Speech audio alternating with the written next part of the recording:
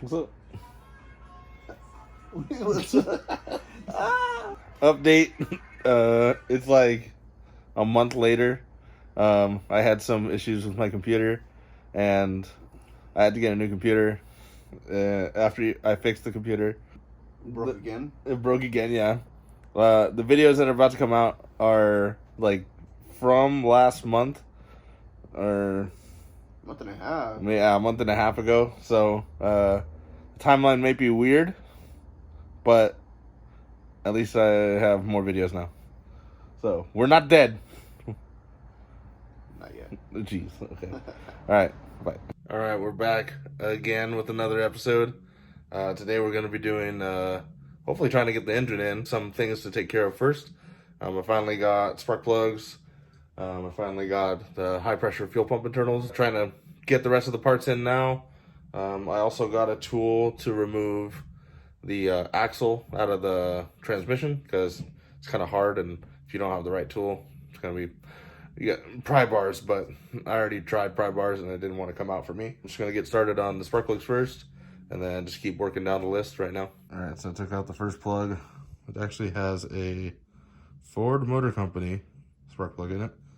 It's a 6 heat range, and I'm not sure what the gap is, but it was definitely, well, maybe it's fouled because of the valve cleaning that we did and brushing up all the debris. So it's good that I'm changing them now and making sure that the lengths are the same. They match. This new plug out of the box, it came gapped a little bit too much, so I'm going to reduce the gap 0.028 to 0.030, and that should give me a good gap for 19 to 20 pounds of boost, and basically just running the access port. And if you're following along with the directions, I'm using anti-seize. You guys can do what you want to do, but I like taking out my spark plugs and not having the threads stay in the block. It's a Ford thing. If you ever worked on a Triton motor. With the amount of oil that it's... Oh, sorry. Oh, you're burning oil? Nothing. You're burning oil? No, I'm not. Oh, okay. Now we're gonna do the high pressure fuel pump internals. So there's these two lines, this green one, and then there's usually a connector right here, but it's got a blue tab. Take those off. There's three, I think E10 or E8 reverse Torx or internal Torx or whatever. You need to take off, and then the whole pump assembly will slide off. We just gotta loosen this nut. Basically, just the top nut is a 17 mil, bottom was a 19.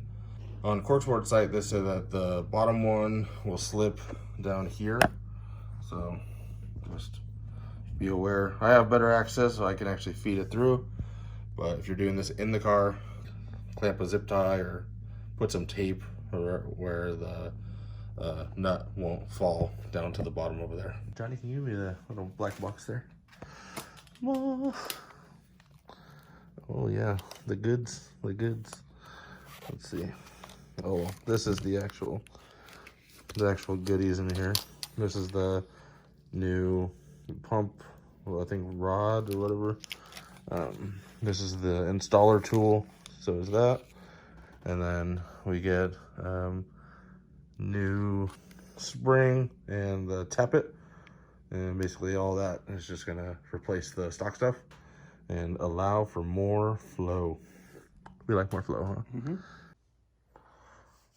Okay, so basically got the pump out.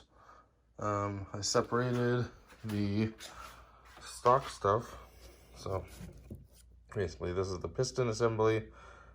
That's the old piston sleeve. So what they give you is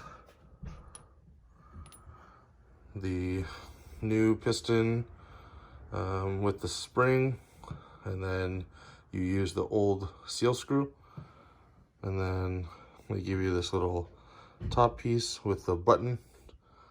You assemble it, put it in here, and then with a end of plastic screwdriver. Just tap that in and then make sure it doesn't come off. After that, you're gonna thread it back into here. Make sure you don't cross thread it because it is a very fine thread. And then we're gonna torque it. All right, so I got the assembly all put together. This is not going anywhere now. I fit it into the housing. Now I gotta torque it down to 40 foot-pounds. So I'll put that here. All right, so it's ready to go back on. Just need to put some clean oil on the seal right here and then just install it back into the hole. All right, so I tightened the pump down. Just I went slowly in even increments. I pushed the pump against it. Went down to 8 foot-pounds or 96 inch-pounds. So now I'm gonna put this back on and then put the lines back on. Once you're done with tightening that, make sure it lines up. Don't cross thread that. Put this line on, and then for you, if it's in the car, you'll be able to put that line on too. I'll hook up this sensor right here, and that should be installed. The next day. Johnny's here. All right, transmission about to go on. It's ready. It's pretty clean. All I have to do is I just cleaned off these parts here. Put the clutch fork on, clean it off. I'm gonna put some grease. Like I said, save your grease. Put some right here where the little pivot ball goes. Put it on the pivot ball. Put it on a little bit on the splines and a little bit like a light coat on there. And then we got our new throw bearing on. So time for the new parts. I'm excited. Hopefully it doesn't slip. It's not gonna break. Please don't slip.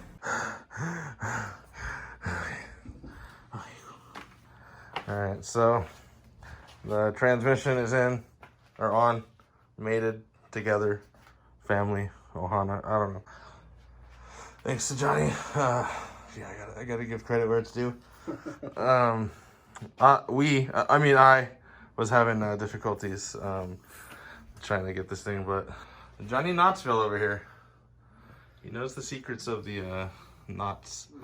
Waiting on a tool so I can take out this stupid axle. So I need to get it in the car. More like I want to get it in the car. It's been so long. I'm gonna put a picture of all the bolts that I used, along with the thread pitch, just to get the transmission in, and then Torx back. Johnny, what'd you tighten it to? 1.5 tuggy tuggies. All right, cool. So 1.5 tuggy tuggies. And you should be good. I don't know when we're gonna put it in, but I'm getting hoses tomorrow from Mazda. Thursday. Thursday? Thursday. Why? I'm off Thursday. Oh, okay. Okay. So just need to put it in. I got this hose. I got the hoses over here. I'm gonna put a diagram now. Anybody who wants information. Johnny likes information. Also, this hose right here, because it was cut. It just goes to the brake booster. So I'm excited. This thing's gonna be torque steering in no time. I'm excited for the torque steer. Everybody keeps saying, like, It's bad. it's bad. Like, it's gonna be Brian in the first race in Fast and Furious of bad. Worse. Worse? Worse. Oh, jeez. All right. Hopefully I don't crash into any Honda Civics. Full boost pulls you to the right. It's like, Oh, God. The replacement starter. It's just whatever this one is. Got it from O'Reilly's. That is the part number. For the bolts, if you're looking for replacement bolts, I just went to Ace Hardware or Miners. It's I'll put the lengths right here and the size, and then I also bolted on the slave cylinder. Basically, it has this little plastic cap. You gotta take that cap off. I'm not gonna take this off until I'm ready to install the line. But I also had to replace the hardware, so I'll include the specs for the lengths and the size right here. That's probably it for today, and then I'll update when we start doing more. Next time on Street Elite West Coast. This water deck, and there are some differences. Oh yeah. 22-inch wide tires. Ronnie found something for a good deal.